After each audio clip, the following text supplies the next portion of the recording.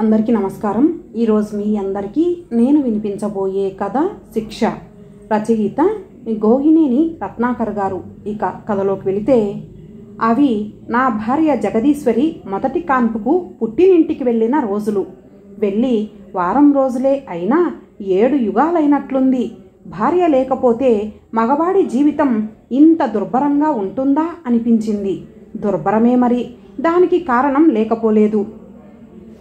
ఉదయం స్నాన సంధ్యాదులు ముగిశాక 7 గంటలకు తేనె నిమ్మరసం కలిపిన వేడి నీరు, 8 గంటలకు బ్రేక్ఫాస్ట్ ఇడ్లీ దోశ పూరి ఏవైనా 2, అది కొలత వేసినట్లు 150 గ్రాములు మాత్రమే. ఆ తర్వాత 1 కప్పు కాఫీ. 11 గంటలకు తేనె నిమ్మరసం కలిపిన ఆకుకూర జ్యూస్. ఇవ్వకపోతే ఆఫీస్లో ఫ్యూన్ తల పగలాల్సిందే. 12:30 గంటలకు 1 గ్లాసు వేడి నీరు. 1 గంటకు లంచు. అది పరస్పర విరుద్ధ లక్షణాలు లేని 100కి 100 పాళ్ళు ఆరోగ్యకరమైన ఆహారం. మీకెలా తెలుసు అంటారేమో. వారి తాతగారి ప్రకృతి వైద్య విధానాలన్నీ మా జగతి పునికి పుచ్చుకుంది. 3 గంటలకు డ్రై ఫ్రూట్స్ నట్స్. ఇంటికి వచ్చాక 1 కప్పు బాదం టీ. 8 గంటలకు పుల్కా ఆకుకూర. పడుకోబోయే ముందు 1 గ్లాసుడు పాలు. ఇది నా డైట్ షీట్. ఏంటి, ఏదో కథ రాస్తాడనుకుంటే తన డైట్ షీట్ రాస్తున్నాడు అని బోర్ ఫీల్ అవుతున్నారా? తప్పదు. నన్ను అంత అపురూపంగా చూసుకునే నా భార్య గురించి నలుగురికి చెప్పుకోవటం నాకు గర్వకారణమే కదా. బయటకు చెప్పుకోకూడదు, కానీ మా మధ్య అది కూడా వారానికి 1 రోజు మాత్రమే. అంతకు మించి ఎప్పుడైనా ముచ్చటపడితే ఇక చూడండి, 1 గంట క్లాస్ తీసుకుంటుంది. ఎనర్జీని బ్యాంకు బ్యాలెన్సులా పొదుపుగా అదుపుగా వాడుకుంటే చిరకాలం ఆరోగ్యంగా ఆనందంగా ఉండవచ్చట. ఉదయం సూర్య నమస్కారములు, సాయంత్రం యోగాసనాలు షరామాములే. దీని దుంపదెగ ఆహార వ్యవహార శృంగార విషయాలలో దీనికింత పరిజ్ఞానమా అంటూ ఆశ్చర్యపోతుంటాను. ఏది ఏమైతేనేం ఆఫీస్ విషయాలు తప్ప ఇతర విషయాల్లో నాకు ఏమాత్రం టెన్షన్ లేకుండా అన్నీ తనే చూసుకుంటుంది. ఆ రోజు ఆదివారం కావటంతో ఫారిన్ విస్కీ 2 పెగ్గులు వేసి డిన్నర్ పూర్తి చేసి సిగరెట్ వెలిగించి టీవీలో ఏదో పాత సినిమా వస్తుంటే చూస్తూ కూర్చున్నాను. అప్పుడే ఫోన్ రింగ్ అయ్యింది. చూస్తే ఉమా అంటే ఎవరో స్త్రీ అనుకునేరు.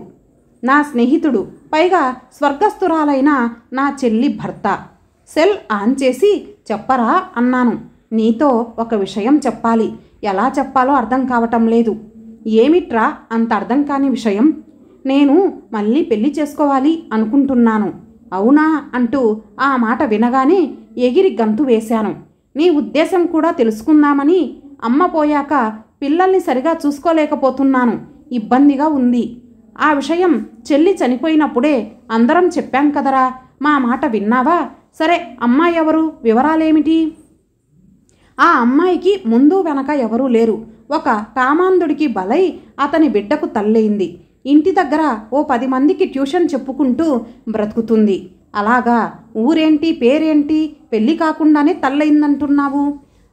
ఆ దౌర్భాగ్యుడు చేసిన పనికి అమ్మాయిని తప్పు పట్టడం సరికాదు. ఆ భేదం తప్ప ఇద్దరం ఒకే దారిలో పయనిస్తున్నాం.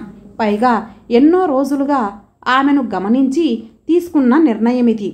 అందుకని నేనే పెళ్లికి ప్రపోజ్ చేశాను. ఆమె ముందు సందేహించిన తర్వాత కన్విన్స్ అయింది. శుక్రవారం అష్టలక్ష్మి అమ్మవారి దేవాలయంలో పూలమాలలు మార్చుకొని రిజిస్టర్ ఆఫీస్లో రిజిస్టర్ చేయించుకుందామని అనుకుంటున్నాం. మరి కన్నా చిన్నాలకు ఈ పెళ్లి గురించి చెప్పావా? చెప్పారా? అసలు ఈ ఆలోచనకు ముఖ్య కారకులు వారే. వారికి ట్యూషన్ టీచర్ కూడా ఆమె. ముహూర్తం వారం రోజులు కూడా లేదు. నువ్వు రేపు ఉదయమే బయలుదేరి వచ్చేయి. ఇక్కడ నాకొక్కడికి కాళ్ళు చేతులు ఆడటం లేదు. పైగా సంధ్యకు పిల్లలతోనే సరిపోతుంది. ఒక్కసారిగా ఉలిక్కి పడ్డాను ఆ పేరు విని. సంధ్య ఆవిడెవరు? చెప్పటం మర్చిపోయాను. అమ్మాయి పేరు అదే. నా మనస్సులో ఒకప్పటి ఆలోచనలు మెదిలాయి. ఏదో తెలియని ఆందోళన. విజయ్ అంటూ అవతల బావగొంతు వినిపిస్తున్నా నా ఆలోచన, నా ఆందోళన ఆ పిలుపును డామినేట్ చేశాయి.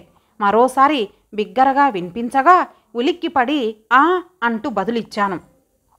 ఏమిట్రా అంత పరధ్యానం? సరే సరే, రేపు ఉదయం బయలుదేరి వచ్చేయి. అలాగే అంటూ సెల్ టీపై పెట్టి 7-8 సంవత్సరాలు గతంలోకి వెళ్ళిపోయా. మామయ్య గారింటికి వెళుతున్నాం. ఈరోజు ఆఫీస్ నుండి త్వరగా ఇంటికి రమ్మని అమ్మ ఉదయమే చెప్పటంతో కాస్త ముందుగానే ఇంటికి వచ్చాను. సంక్రాంతి పండగకు రమ్మని 5 సంవత్సరాల నుండి పిలుస్తున్నా మనం ఏవో సాకులు చెప్పి తప్పించుకుంటున్నామని ప్రతి సంవత్సరం బ్యాంకులో పంపించే పంట డబ్బు ఈసారి మీరే వచ్చి తీసుకొని వెళ్ళండని నిష్ఠూరంగా చెప్పాడు మామయ్య. మనను చూడాలని ఎంత బెంగ పెట్టుకొని ఉండకపోతే ఆ మాట అంటాడు. అసలు ఆ దిక్కుమాలిన మోకాళ్ళ నొప్పులే లేకుండా ఉంటే నెలకోసారైనా వచ్చి చూసి వెళ్ళేవాడు. మనమంటే అంత ప్రేమ తనకు. చిన్నతనంలో గుర్రం ఆటలో నన్ను ఎక్కించుకొని మోసిన మోకాళ్ళవి ఈరోజు అడుగు తీసి అడుగు పెట్టాలంటే ఎంత ఇబ్బంది పడుతున్నాడో. అమ్మ గొంతు జీరబోయింది చిన్నప్పటి జ్ఞాపకాలతో. పమిట చెంగుతో కళ్ళు తుడుచుకుంది.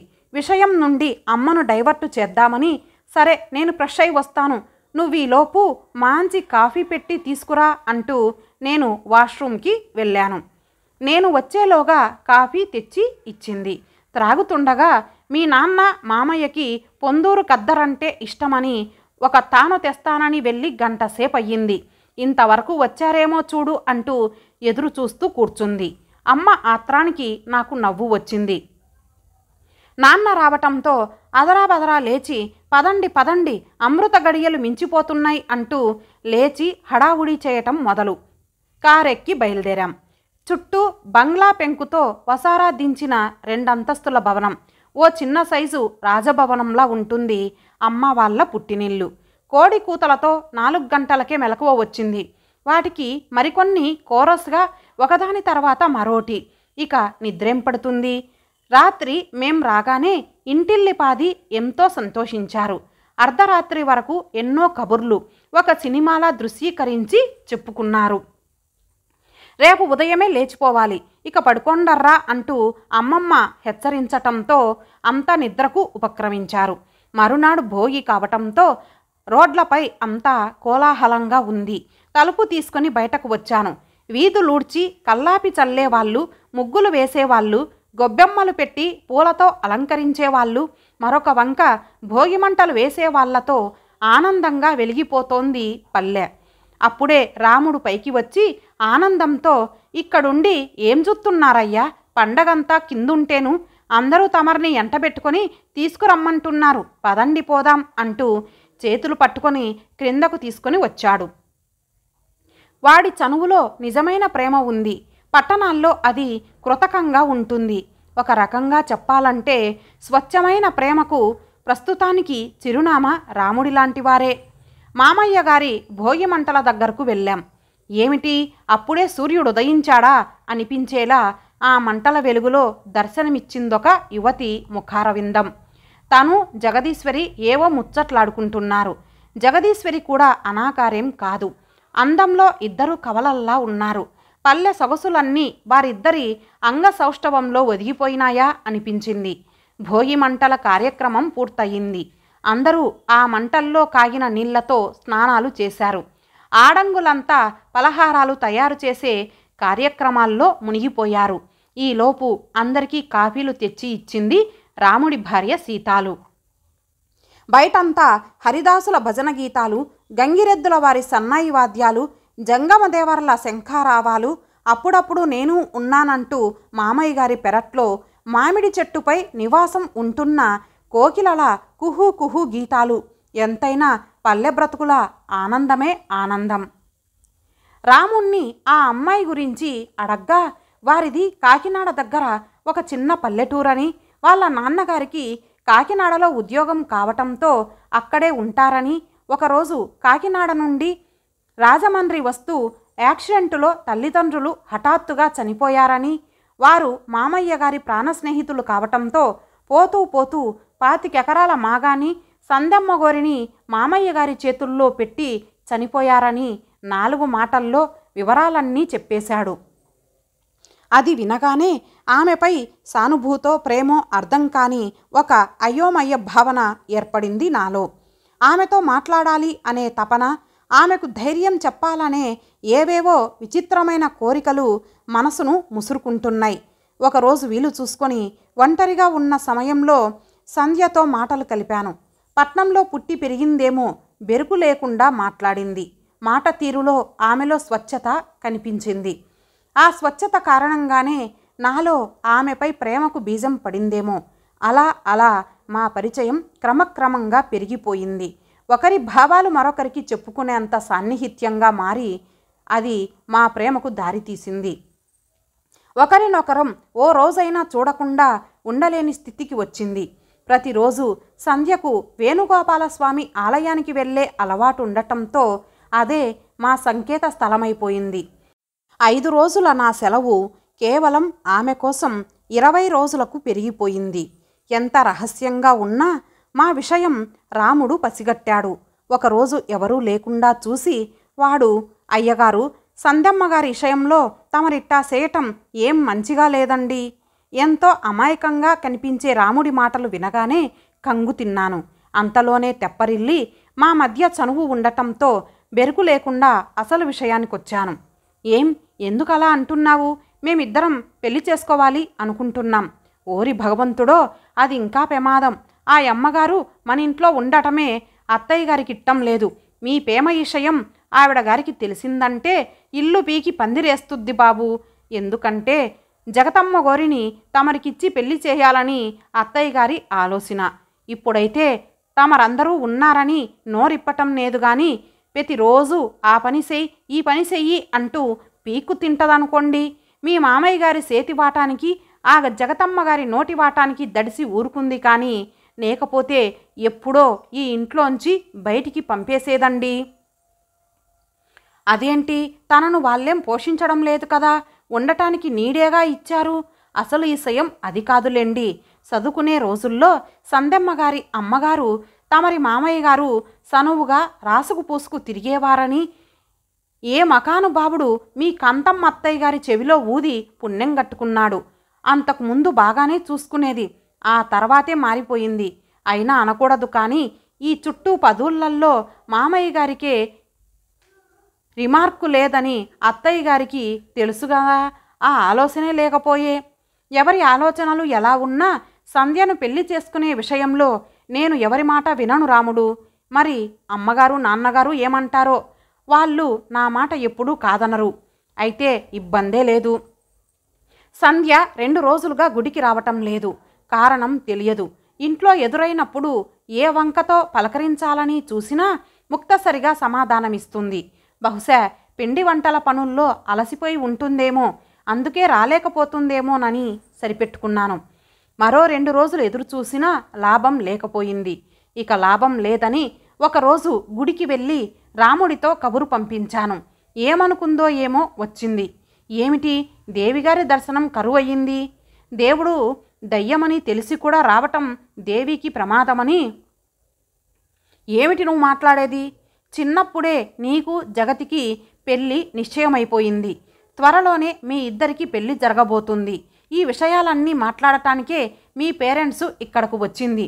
ఈ విషయాలన్నీ దాచి నాతో ప్రేమ నాటకం నడిపారంటే మిమ్మల్ని ప్రమాదకారిగా కాకుండా ఏ విధంగా అర్థం చేసుకోవాలి? నా టైం బాగుండి మీకు నేను మనసు మాత్రమే ఇచ్చాను. లేకుంటే మై గాడ్, నా పరిస్థితి ఏమిటి? ఆ దేవుడే నీ బారి నుండి నన్ను కాపాడాడు. అందుకు ఆ దేవుడికి శతకోటి ప్రణామాలు. ఏమిటి, నేనేదో గూండానో హంతకున్నో లేకుంటే వేల లక్షల కోట్లు దోచిన బందిపోటునో అన్నట్లు మాట్లాడుతున్నావు. మరిప్పుడు మీరు చేసిన పనికి ఏమంటారో మీరే చెప్పండి. చిన్నప్పుడు మాట వరసకు ఆ సమయం సందర్భాన్ని బట్టి ఎన్నో అనుకుంటారు పెద్దలు. అవన్నీ జరగాలని రాసిపెట్టి ఉందా? అయినా ఈ విషయాలన్నీ నీకెవరు చెప్పారు? నాకెవరూ చెప్పలేదు. నా అదృష్టం, రాత్రి ఆంటీ అంకుల్ మీ పెళ్లి విషయం మీ పేరెంట్స్తో మాట్లాడుతుంటే విన్నాను. ఇదిగో మళ్ళీ నేనేదో మోసగాడినన్నట్టు మాట్లాడుతున్నావు. మన ప్రేమ విషయం తెలియక వారేదో మాట్లాడుకొని ఉండొచ్చు. మన విషయం చెప్పి ఇప్పుడే వాళ్లను మన పెళ్ళికి ఒప్పిస్తాను పద. అక్కర్లేదు. మీకు, మీ ప్రేమకు, మీ పెళ్ళికి ఓ నమస్కారం. దయచేసి నన్ను వదిలేయండి అంటూ వెళ్ళిపోవటానికి సిద్ధమైంది. ఎంతగా బ్రతిమాలినా ఎన్ని విధాలుగా నచ్చజెప్ప చూసినా నా మాటలు వినలేదు సంధ్య. మీ ప్రేమ నిజమై వారిని ఒప్పించినా నేనందుకు సిద్ధంగా లేను. పైగా చిన్నప్పటి నుండి వారి మాటలు విని విని మీరే దైవంగా భావించి మీపైన పిచ్చి ప్రేమను పెంచుకుంది జగతి. ఆ అమాయకురాలి స్థానాన్ని నేను ఆక్రమించుకొని తనకు ద్రోహం చెయ్యలేను అని అక్కడ నుండి వెళ్ళిపోవటానికి ప్రయత్నం చేసింది. ఆమెకు అడ్డు వెళ్ళాను. ప్రక్కగా వెళ్ళాలని చూసింది. నేను గట్టిగా పట్టుకున్నాను. ఆ పెనుగులాటలో మగాడిననే అహం పెరిగింది. పైగా తగలరాని తావులొకరివి మరొకరికి తగిలాయి. ఆడదాని శరీరం తాకటం నాకదే ప్రథమం కావటం చేత మనస్సు కోరుకోదగని కోరికలను కోరటం ప్రారంభించింది. ఆ కోరికలు తీర్చుకోవటానికి నన్నొక పశువుగా మార్చేసింది. ఆమె ఏడుస్తూ ప్రాధేయపడుతున్నా నా రాక్షసత్వం అంతకంతకు పెరిగిపోయింది. అందున నా మాట వినని ఆమె పెంకితనం, అపార్థం ఆ రాక్షసత్వానికి ఊతమిచ్చాయి. ఫలితంగా ముగ్ధమోహనమైన పువ్వులాంటి ఆమె జీవితం క్రూరంగా, అతి దారుణంగా నా కోర్కెల రక్కసి పాదాల క్రింద నలిగిపోయింది. నా ఆవేశం చల్లారిపోయింది. తుఫాన్ తర్వాత ప్రశాంతత. తప్పు తెలుసుకొని ఓదార్చటానికి తన దగ్గరకు వెళ్ళే వ్యవధిలోనే ఆమె లేచి ఏడ్చుకుంటూ అక్కడి నుండి వడివడిగా వెళ్ళిపోయింది. మావయ్య వాళ్లతో చెప్పి తన పరువు తీసేస్తుందా అని ఒక్క క్షణం పాటు ఆందోళన పడ్డాను. పరువంటూ నాకొకటేడ్చిందా? అదే ఉంటే ఒక ఆడదాన్ని ఇలా పాడు చేస్తానా? పరువంటే ఏమిటి? దాని ఉనికేమిటి? దాని లక్షణమేమిటి? మనిషిపై దాని ప్రభావమేమిటి అంటూ ఒక్క క్షణం ఆలోచనలో పడ్డాను. పరువు అసలు గుట్టంతా మనసు ఆధీనంలోనే ఉంది. మనసు మనిషి చేత చేయించే సత్కార్యంతో మనిషికి లభించే గౌరవమే పరువు. అదే దుష్కార్యం చేస్తే ఆ మనిషికి లభించే అగౌరవమే కలంకం. అది తెలిసి కూడా మరెందుకు తప్పు చేశావు? క్షణికమైన ఆవేశంలో ఒక యువతి బ్రతుకును నిర్దాక్షిణ్యంగా బలిగొన్నావు అంటూ అంతరాత్మ సతాయించటం మొదలుపెట్టింది. మరి ఆ క్షణంలో నువ్వేం చేస్తున్నావు అని అంతరాత్మని ప్రశ్నించాను. ఈ పరిస్థితుల్లో వీడేం చేస్తాడా అని సరదాగా పరీక్షిస్తూ చూస్తూ ఉండిపోయాను అంటూ మాయమైపోయింది. అప్పుడే నాకు ఆటబొమ్మను చేశావే అంతరంగమా, ఆడించి నన్ను శోధించుటే నీ చందమా అన్న ఓ మహాకవి మాటలు గుర్తొచ్చాయి. ఏదైతేనేం తన పరీక్షలో నేను దుర్మార్గుడినని తేల్చివేసింది. స్థిర చిత్తంతో సంయమనం కోల్పోకుండా నాలో నిర్మలత్వాన్ని నిరూపించుకోవలసిన అమృత క్షణాలకు నన్ను దూరం చేసింది. ఒక సువర్ణాకాశాన్ని చేజార్చుకునేలా చేసింది. చేసిన తప్పుకు తగిన శిక్ష అనుభవించక తప్పదు కదా అనుకుంటూ ఇంటికి వెళ్ళాను. ఇంట్లో ఎటువంటి సంఘటనలు జరిగిన దాఖలాలు లేవు. చాలా ప్రశాంతంగా ఉంది. మనసులోనే సంధ్యకు ప్రణామాలు అర్పించుకొని చిరునవ్వుతో జగదీశ్వరి ఇచ్చిన కాఫీ త్రాగి నేను రిలాక్స్ అయ్యాను. అప్పుడు నా జీవితాన్ని కూడా తనే రిలాక్స్ చేస్తుందని అనుకోలేకపోయాను. మరునాటి ఉదయం ఇంట్లో కలకలంగా ఉంటే ఏమిటా అని క్రిందికి వెళ్ళాను. రాముడు మెల్లగా దగ్గరకు వచ్చి, బాబు సామానంతా సర్దేసుకొని సంధ్యమ్మగారు రాత్రికి రాత్రే ఎక్కడికో వెళ్ళిపోనారు. మామయ్య గారు కంగారు పడుతున్నారు. అత్తయ్య గారు సంతోషంతో సంకలు గుద్దుకుంటున్నారు. నిన్ను మాపిటేలా ఏమన్నా జరగకూడని ఇసయమేమన్నా. అది విని రాముడికి నాలో ఆందోళన కనిపించకుండా అంతులేని బాధను నటిస్తూ రాణి కన్నీళ్లు కర్చీఫ్తో తుడుచుకుంటూ, ఏంటి రాముడు, నువ్వేనా నన్నిలా అడుగుతున్నావు? అయినా నీకు తెలీదు నేను తనను ఎంతగా ప్రేమించాను, తనపై ఎన్ని ఆశలు పెట్టుకున్నాను. నిన్న సాయంత్రం కూడా నాతో బాగానే మాట్లాడిందే. ఒక్క మాటైనా నాతో చెప్పకుండా ఇలా చేయటం తనకు న్యాయమా అని కుమిలిపోయాను. నా బాధను చూసి రాముడు, తమరేడవకండి బాబు అంటూ నాకన్నా తనే ఎక్కువ కుమిలిపోయాడు. మరి నా నటన అలాగుంది. ఆనాటి నా నటనను ఆస్కార్ అవార్డుల కమిటీ చూసి ఉంటే ఏమాత్రం సందేహం లేకుండా నన్ను ఎంపిక చేసి ఉండేవారే. సంధ్యను వెతకటానికి నలువైపులా పంపిన మనుషులు తిరిగి వచ్చి ఆచూకీ దొరకలేదని చెప్పారు. ఆ తర్వాత ఎంతో కాలం ప్రయత్నించినా ఫలితం శూన్యం. సంధ్య కథ ఆ విధంగా ముగిసింది. ఆ తర్వాత మా వాళ్ళంతా జగదీశ్వరికి నాకు ముడిపెట్టారు. ఇన్నాళ్లకు మళ్ళీ సంధ్య పేరు ఇలా వింటున్నాను. ఒకవేళ ఆ సంధ్య ఈ సంధ్య ఒక్కరే కాదు కదా. అయితే ఏమిటి పరిస్థితి? ఉమాకి నా ముఖం చూపించలేను. నాన్న అని పిలవవలసిన సంధ్య కొడుకు మామయ్య అని నన్ను పిలుస్తుంటే విని ఎలా తట్టుకోవటం? నా చెల్లి స్థానంలో సంధ్యను ఎలా ఊహించటం? వీటన్నిటినీ మించి ఆమె చూపులను తట్టుకోవటం ఎలా? ఇవన్నీ ఆలోచిస్తూ ఏ తెల్లవారుజాముకో కళ్ళు మూతలు పడ్డాయి. భల్లున తెల్లవారింది. టైం చూస్తే 6 గంటలయ్యింది. ఇప్పటికే ఆలస్యమైపోయింది అనుకుంటూ హడావుడిగా రెడీ అయిపోయి ఇంటికి తాళం వేసి కారు తీసి బయలుదేరాను. రాజమండ్రి కారు ప్రయాణం అంటే ప్రతిసారి పరిసరాలను చూసుకుంటూ ఎంతో ఎంజాయ్ చేస్తూ వెళ్ళేవాణ్ణి. అటువంటిది ఈరోజు నరకలోక ప్రయాణం చేస్తున్నట్లుగా ఉంది.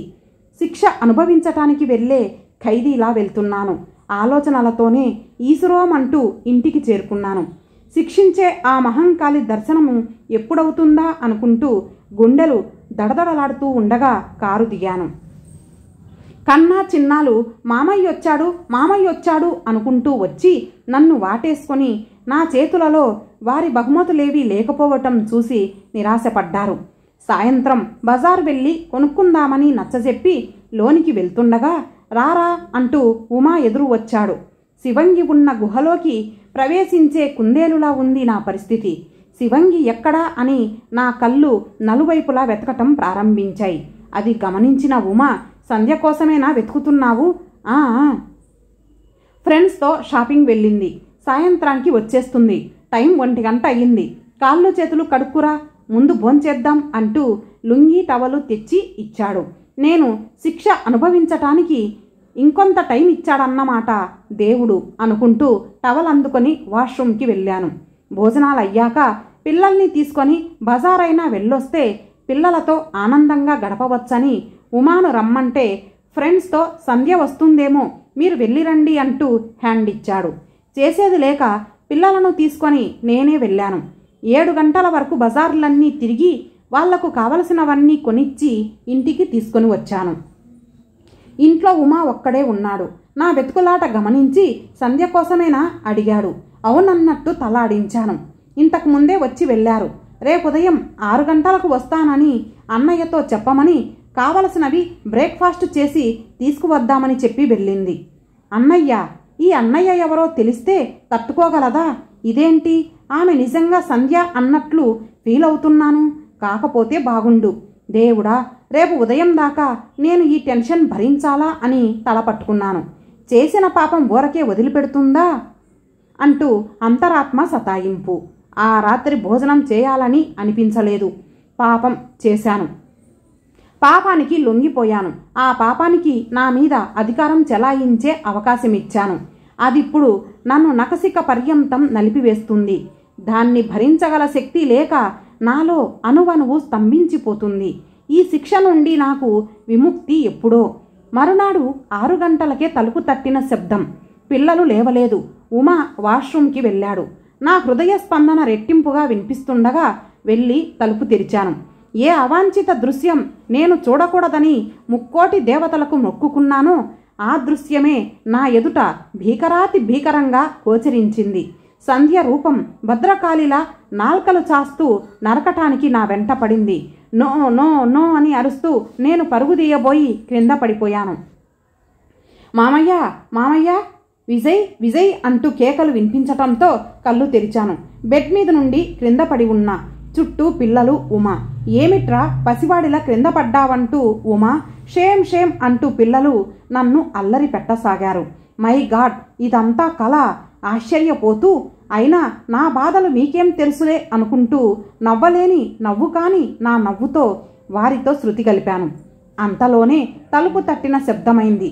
నా గుండెల రెట్టింపు స్పందన నాకు స్పష్టంగా వినిపించసాగింది. ఈసారి ఉమా వెళ్ళి డోర్ తెరిచాడు. తల వంచుకొనే దొంగచూపులు చూడవలసిన దిక్కుమాలిన పరిస్థితి. చూడగానే అజంతా శిల్పం లాంటి ఓ సుందరాకృతి. ఇది కళ నిజమా అనుకుంటూ నన్ను నేను గిచ్చుకున్నాను. మంట, ఇది నిజమే. ఆ ముఖారవిందాన్ని చూడగానే నాకు యాహూ అంటూ ఆనందంతో అరవాలనిపించింది. ఎందుకంటే తను ఆ సంధ్య కాదు. కరుణే నిలువెత్తు రూపమై నన్ను రక్షించటానికొచ్చిన దేవతలా కనిపించిందామె. పరిచయాల కార్యక్రమం పూర్తయింది. ఈ విషయం నన్ను ఆనంద లోకాలలో ముంచి తెలుస్తుంది. హమ్మయ్యా అనుకుంటూ ఎటువంటి చీకు చింత లేక ఈ వారం రోజులు పెళ్లి కార్యక్రమాలు సందడిగా జరిగిపోయాయి. గుప్పెడు మనసులో గంపెడు సంతోషాన్ని ఇరికించుకొని అందరి చేత వీడుకోలు చెప్పించుకొని ఒకరోజు గుంటూరు బయలుదేరాను. వచ్చేటప్పుడు లేని హుషారును వెళ్ళేటప్పుడు ఎంజాయ్ చేస్తూ గుంటూరులో కలెక్టర్ ఆఫీస్ ప్రక్క వీధిలోకి టర్ను తీసుకుంటూ ఉండగా ఒక పెద్ద కటౌట్ దర్శనమిచ్చింది. క్రొత్త కలెక్టర్ ఎన్ సంధ్యాదేవి గారికి హార్దిక శుభాభినందనలు. ఆ కటౌట్ ముఖం చూడగానే గుండె కొట్టుకోవటం ఆగినంత పనయ్యింది. ఆ సంధ్య ఎవరో కాదు. ఆ రోజు నా రాక్షసత్వానికి బలైన సంధ్య. అసలు శిక్ష నాకు ఇప్పటి నుండే ప్రారంభమవుతుంది అనుకుంటాను. ఎందుకంటే నేను పనిచేసే ఆఫీసు అదే. ఇంతటితో ఈ కథ సమాప్తం. మరలా మరొక మంచి కథతో కలుద్దాం. అంతవరకు సెలవు. నమస్తే.